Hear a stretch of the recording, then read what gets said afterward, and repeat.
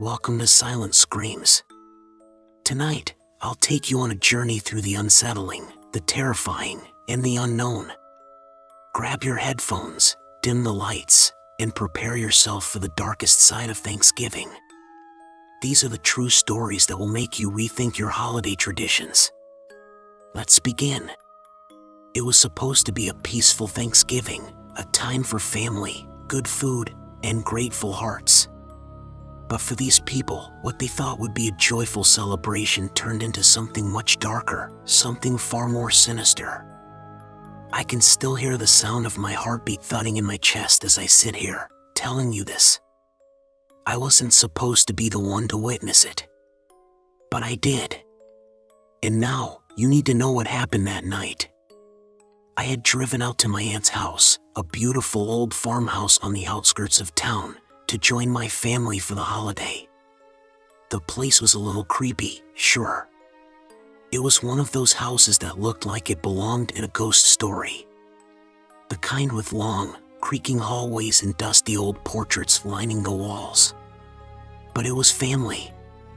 And Thanksgiving. The thought of anything unusual didn't even cross my mind as I pulled into the gravel driveway, the scent of turkey and cranberry sauce already filling the air from the kitchen. The moment I stepped inside, though, things felt off. You know that feeling you get when someone is watching you? Yeah, that. Except, it wasn't just one person. It was the whole house. The air was thick with something I couldn't explain. I brushed it off at first.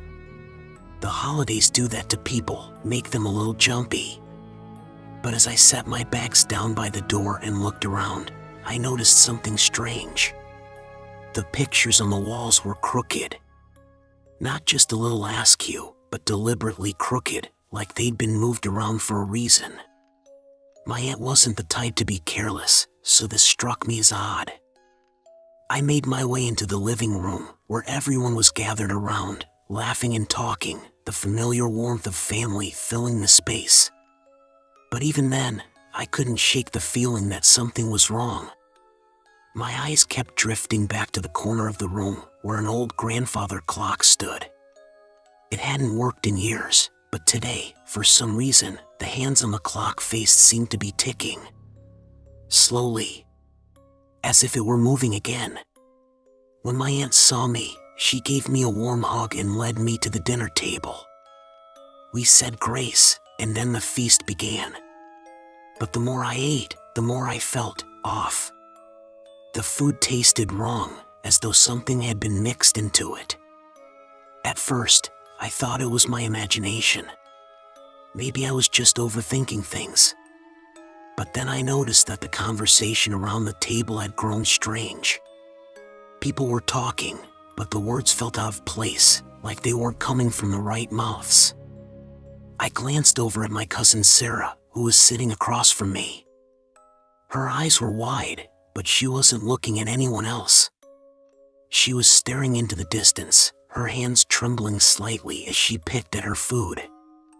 I reached out and touched her arm, but when she looked up, it wasn't Sarah I saw. Her eyes were completely black, no whites, no pupils, just an abyss of darkness. Her lips curled into a grotesque smile, one that stretched too wide, too far. The sight made my blood run cold. "As Sarah?" I whispered, my voice barely audible. But she didn't respond. She just continued to stare at me, unblinking, her smile never wavering. Suddenly, the room went quiet. Every head turned to look at Sarah.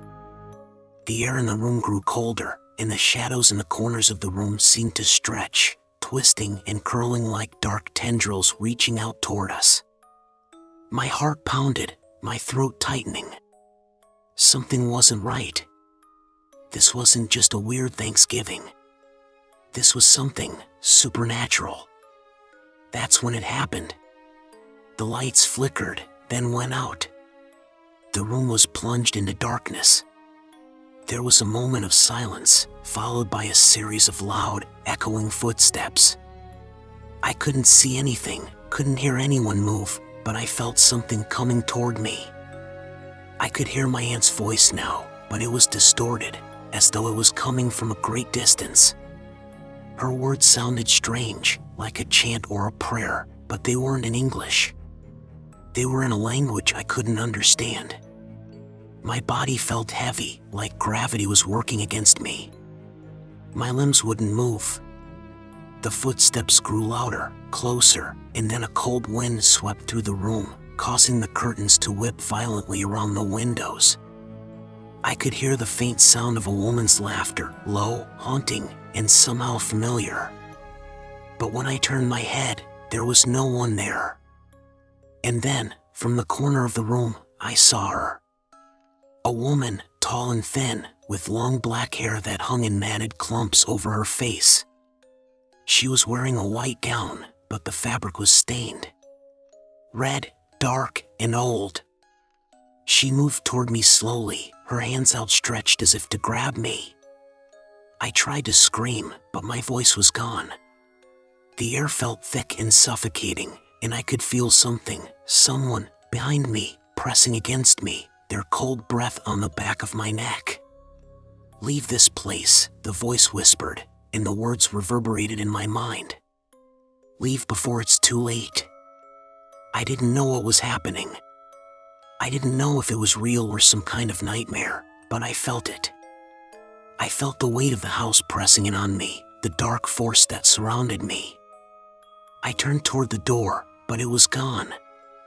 The doorway had vanished, replaced by nothing but more darkness. The windows had disappeared, too, leaving me trapped in a room that seemed to be closing in on me, the walls pressing forward, inch by inch. The shadows were alive, moving, reaching for me.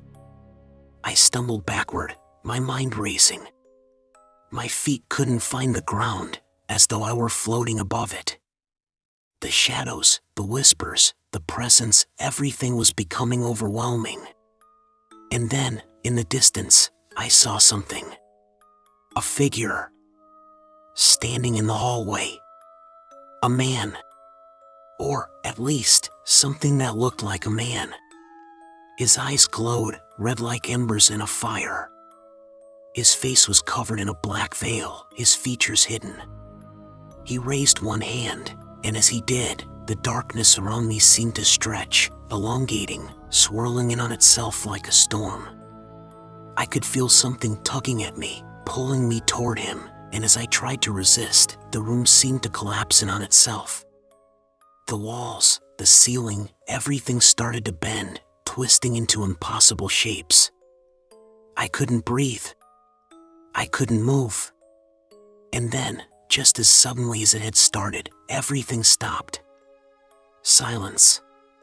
Complete, suffocating silence. But I wasn't alone. There, standing before me, was the woman in the white gown. She smiled at me, her lips stretching unnaturally wide, revealing rows of sharp, yellowed teeth. And then she spoke.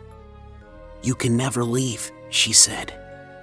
Her voice was soft, almost gentle, but it carried a weight that made the room feel colder. "Not unless you join us."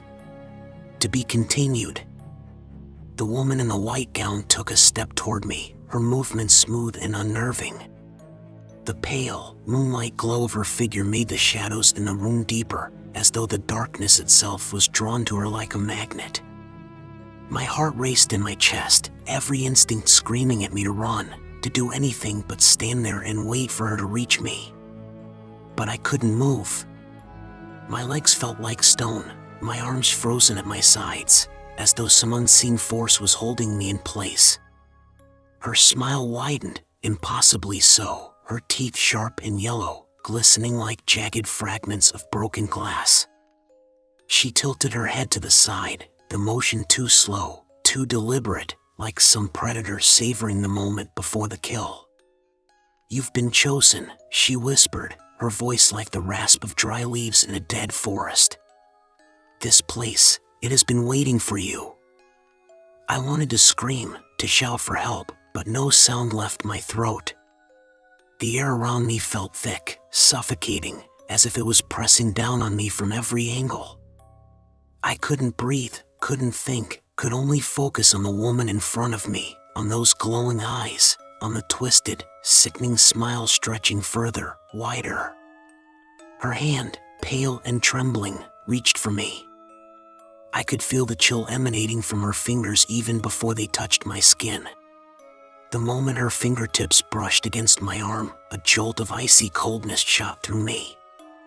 It wasn't just cold, no, this was freezing.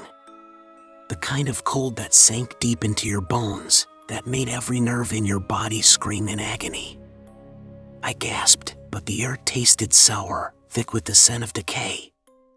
The room seemed to distort around me, the walls warping, the ceiling bowing downward like the very structure of the house was bending toward us. The shadows crawled, moving like living things, crawling up the walls, twisting, stretching in grotesque shapes. "You belong here now," she crooned, her voice dripping with a hollow sweetness that felt utterly wrong. "We all do. We've always belonged to this place." Suddenly, the sound of shuffling feet broke through the silence. I turned my head, my eyes wild, searching for the source. It was coming from the corner of the room, where the shadows were thickest. I couldn't see anything clearly, but I could feel it. Something was moving in the darkness. Then I saw it. A shape, darker than the shadows around it, crawled into view. It was crawling, a human figure, but distorted. Its limbs were too long, too thin, its body hunched in a grotesque, unnatural way. It was dragging itself across the floor, its hands scraping against the wood with a noise that sounded like nails on a chalkboard. The air grew even colder as the figure came closer, its ragged breathing loud in the silence. I couldn't move. I couldn't speak. My mind raced, trying to comprehend what I was seeing, but it was all too much. The figure was closer now, its face still hidden by the shadows, but I could feel its eyes on me, hunger in them, the kind of hunger that goes beyond the physical, the kind that makes your soul tremble. "Don't look at it," the woman in the white gown warned, her voice like ice. It's not ready for you yet, But it was too late. I looked. Its face was wrong. It was a distorted reflection of a human face, covered in a tangle of matted hair and dark, bloodshot eyes. Its mouth opened, revealing a row of teeth that were far too sharp, far too many, like some twisted version of a smile. It let out a sound that was half sob, half growl, an inhuman noise that made my stomach churn. My body screamed at me to run, to get out of there, but my feet were still cemented to the floor. I couldn't breathe, couldn't move. The air was so thick, so heavy, it was as though the room itself was pushing against me, forcing me to stay there, to watch. The figure continued to crawl toward me, its hands dragging across the floor with an unsettling wet sound. Each movement seemed deliberate, as though it was savoring the terror it was causing. The closer it got, the colder the room became. I could feel the frost creeping up my legs, numbing my body, and with each breath I took, it became harder to breathe. Then, with a sudden jerking motion, the figure stopped, just inches from me. Its face was so close now, I could feel the coldness radiating off of it. Its breath smelled like something dead, something rotting, and the stench burned my nostrils. I could feel it in my throat, that bitter taste of decay. It tilted its head to the side, its dark eyes gleaming with something alive, something watching me. And then, in a voice so soft, so barely a whisper, it spoke. "You should have stayed away." The words were like daggers, piercing into my mind. The woman in the white gown laughed, her voice echoing through the room, an eerie melody that seemed to come from every direction at once. The sound made my skin crawl, my blood turn cold. "No one leaves," she said, her words dripping with a chilling certainty. "Not once they've crossed the threshold." Suddenly, I felt a pull, like invisible hands were reaching into my chest, gripping my heart, squeezing the air from my lungs. It was as though the house itself was alive, pulling me deeper into its darkness, feeding off my fear. My vision blurred, the room twisting, contorting in impossible shapes. The shadows seemed to move faster now, swirling like a storm, consuming everything in their path. I couldn't breathe. My chest felt tight, like I was suffocating in a vice, and I couldn't move, couldn't scream. My legs finally gave out, and I collapsed to the floor, unable to stop the overwhelming feeling of dread that was consuming me. The woman in the white gown stood over me, her smile widening, impossibly wide, until her face became a mask of jagged teeth, a grotesque, monstrous grin that stretched far too far. Her voice, when it came, was low, barely audible, yet it filled my mind entirely. "Now you're one of us." The shadows around me grew darker, the air colder, and everything seemed to fade into an overwhelming abyss. The last thing I remember before everything went black was the sound of footsteps, echoing in the distance, drawing closer, and the woman's laugh, soft and taunting, ringing in my ears. When I opened my eyes again, I was no longer in the room. The woman, the figure, the house, they were all gone. I was lying on cold, hard ground, my body aching, my head spinning. The world around me was different, no longer the warmth and light of the farmhouse, but a vast, endless darkness, a cold, empty expanse that stretched on forever. I tried to sit up, but the air around me was thick with an unseen weight, like I was trapped beneath a blanket of pressure, unable to move. The darkness pressed in on me, suffocating, and I heard the same footsteps again, growing louder, faster. A voice echoed through the space, a low, guttural sound, so familiar yet so alien at the same time. "You shouldn't have come." And I realized, with a horrifying clarity, that I had never truly left. The house, the woman, the figure, it wasn't over. It had just begun. To be continued. As I staggered toward the flickering light in the distance, the oppressive shadows seemed to push back harder, their dark tendrils reaching toward me, twisting and curling like hungry snakes. Every step I took felt heavier than the last, as if the very air was growing thicker, pressing against my body, slowing my movements. The light was still there, but it felt like it was always just out of reach, a mocking beacon that I couldn't quite grasp. The silence around me was suffocating, a deep, unnerving silence that seemed to close in from every angle. There was no sound, not even the soft rustling of the wind or the distant hum of nature. It was as if the entire world had gone still, frozen in time. And yet, I couldn't shake the feeling that I was being watched. Eyes were on me, cold, unseen, but they're everywhere. Behind me, in front of me, in the shadows. A cold gust of wind swept through the darkness, carrying with it the faintest whisper.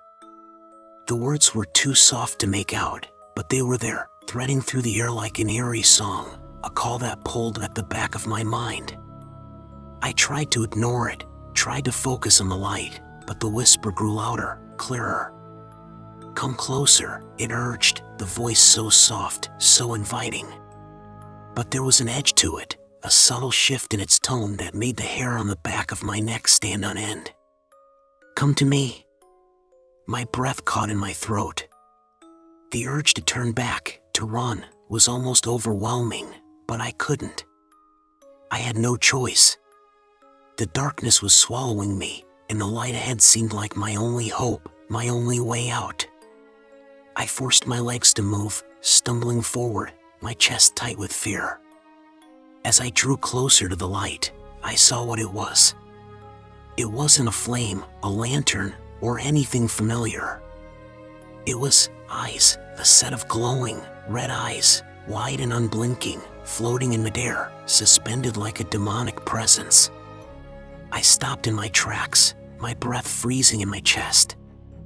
The eyes were too large, too unnatural to belong to any living creature. They radiated an otherworldly glow, the color of molten lava, and they were locked on me, staring into me with a gaze that seemed to pierce the very core of my being. I couldn't look away. The eyes held me, trapped in their unblinking stare. The whisper came again, louder this time, more insistent. "You've come," it crooned, the voice dripping with satisfaction. "Now you will stay." I felt something shift within me, an instinct to flee, to break free from its grip, but my body wouldn't obey. It was as if the very air had turned to glue, holding me in place, freezing my thoughts, freezing my body. My pulse quickened as the darkness around me deepened, swallowing every corner of the room, until the light from those eyes was the only thing left, the only thing I could see. The air grew colder. Much colder.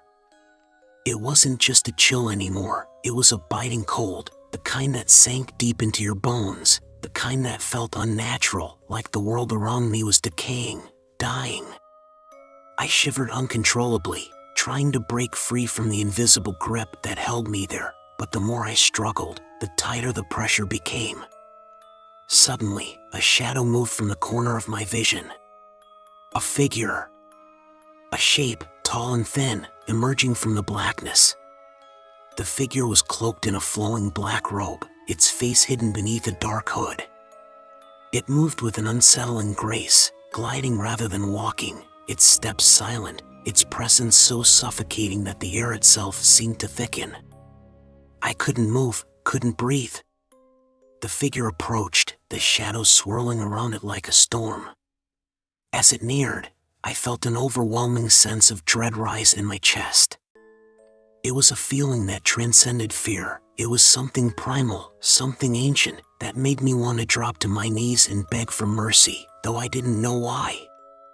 The figure stopped just a few feet from me, and the air went still. The shadows hung heavy around us, thickening until it felt as though the darkness was alive, feeding on the terror that crawled through my veins. And then, slowly, it raised its hand, long, skeletal fingers, ending in jagged nails that seemed to glisten in the dim red light of the eyes. It pointed directly at me. "You should never have come," it said, its voice low and rasping, like dry leaves scraping against stone. "Now, you belong to this place. Forever." I wanted to scream, but the words lodged in my throat, too terrified to escape. The air felt suffocating, as if the very weight of its presence was too much to bear. I could feel the room pressing in on me from all sides. The figure's presence was overwhelming, as though it was not merely a creature, but the embodiment of everything dark and twisted in the world. Every instinct told me to run, to flee, to escape, but my legs remained rooted to the spot. The red eyes flickered, their light dimming momentarily, and for a brief moment, the room seemed to shift. The darkness seemed to ripple, like the surface of water disturbed by a stone, and I saw something. A shape in the distance. A figure. A person. It was a woman, standing alone in the shadows, her hair long and black, hanging in wet strands around her face. Her skin was pale, too pale, and her lips were twisted into an unsettling smile, one that didn't belong on a human face. Her eyes were closed, as if she was unaware of the nightmare unfolding before her.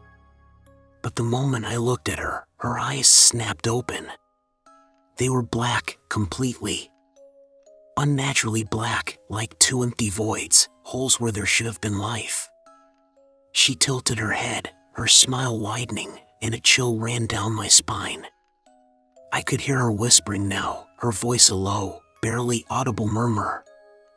"Come closer," she beckoned, the words sending a jolt of fear through me. "We're waiting." The shadows seemed to swirl around her as she stepped forward, the very air around her growing colder with each movement.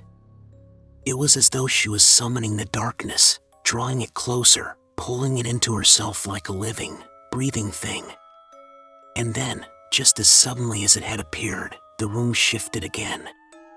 The shadows seemed to shrink back, retreating, pulling away from her as if they were afraid of her presence. The red eyes, the glowing, unnatural eyes, dimmed and flickered until the room was consumed by complete darkness once again. For a moment, there was only silence. And then, the whisper came. It was a voice I knew all too well, one I had heard in my nightmares, in the dark corners of my mind. "You're never leaving this place." My pulse hammered in my ears as the world seemed to close in around me. The shadows pressed in from all sides, and I could feel them, almost tangibly, wrapping themselves around me, pulling at my skin, sinking into my bones. The darkness, the shadows, the whispers, they weren't just in the room. They were inside me now. The figure in the black robe stepped forward again, its eyes glowing brighter, its presence even more suffocating than before. My chest tightened, my breath shallow and rapid.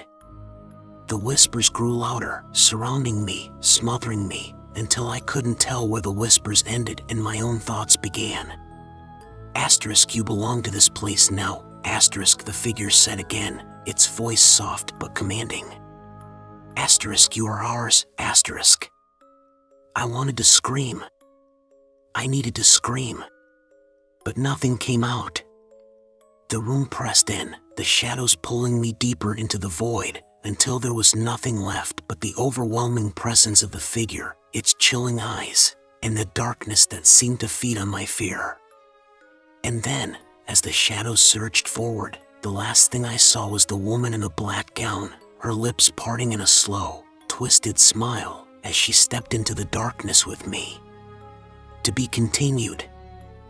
The moment she stepped into the darkness with me, everything stopped. The oppressive weight of the air lifted, and for a heartbeat, there was nothing, no whispers, no shadows, no eerie eyes. Just silence. A thick, suffocating silence, pressing down on me from all sides. I dared not breathe, dared not move, for fear that any sound would shatter the fragile calm and bring the nightmare crashing down again. But then, the silence began to distort. A soft, rhythmic tapping echoed through the void, a noise so faint at first that I thought I might have imagined it. But it grew louder, closer, like footsteps approaching from a far distance. Tap, tap, tap. The sound was slow, deliberate, methodical, as though whoever, or whatever, was coming toward me was savoring the moment, enjoying the fear that tightened around my chest with every passing second. I turned my head, straining to see in the darkness, but there was nothing. Just the endless black void. I could feel my heart racing, my body shaking, but my eyes refused to betray me. I didn't want to look. I couldn't bear to. The tapping continued, echoing louder, until it was all I could hear, filling my head with the relentless rhythm of it. Tap. Tap. Tap. My body was on the edge of panic, my pulse throbbing in my throat, and yet, I could not move. Not even to flee. Not even to scream. The shadows around me had grown heavier, thicker, clinging to me, pulling at my limbs, as if they had become part of me. Then, out of the corner of my eye, I saw it. A flicker. A shadow moving against the backdrop of darkness. It wasn't like the others, the ones that had pressed against the walls, that had slithered and writhed in the corners of the room. No, this one was different. It was alive. It had shape. It had form. The figure was tall, its silhouette long and twisted, its arms unnaturally thin and bent at odd angles. It had no face, only a hollow, black void where a face should have been. The figure's body seemed to stretch and twist unnaturally, like a reflection in a warped mirror, twisting to fit the dimensions of the void around it. I couldn't look away. I didn't want to. But my eyes were drawn to it, against my will, as if some invisible force was guiding me to it. The figure took a step forward, its movement jerky, like a puppet pulled by strings, and then another. Tap. Tap. Tap. The sound of its approach sent shivers crawling up my spine. Each step felt heavier than the last, each tap like a promise that it was drawing closer, that it was coming for me. And then, just as suddenly as it had appeared, it stopped. Right in front of me. I felt its presence before I saw it fully, the air around me thickening, the temperature dropping even further. It was so cold now that I could see my breath fogging in front of me. I tried to move, tried to scream, but my voice was lost in the airless void. The figure loomed over me, its hollow face staring down at me with an emptiness that made my skin crawl. It tilted its head, the movement slow and deliberate, like it was studying me, like it was waiting for something. And then, it spoke. Its voice was like a wind, low, hollow, and distant, as though it came from a faraway place, a place where the rules of reality no longer applied. "You should not have come," it said, its voice a whisper that seemed to echo inside my head. "Now, you will stay." Before I could process the meaning of its words, I felt something, a pressure, build behind my eyes, an overwhelming sensation of weight, like something was pressing down from above. It was as if the air itself had thickened, become solid, and the space around me started to constrict, pulling in tighter with every passing second. I gasped, my chest tightening painfully.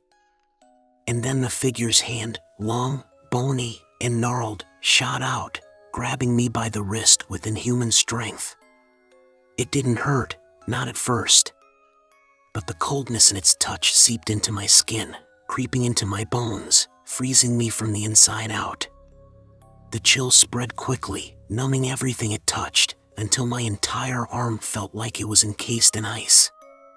"You will never leave," the figure hissed, its voice a rattle and croak, as though it were struggling to speak through layers of decay.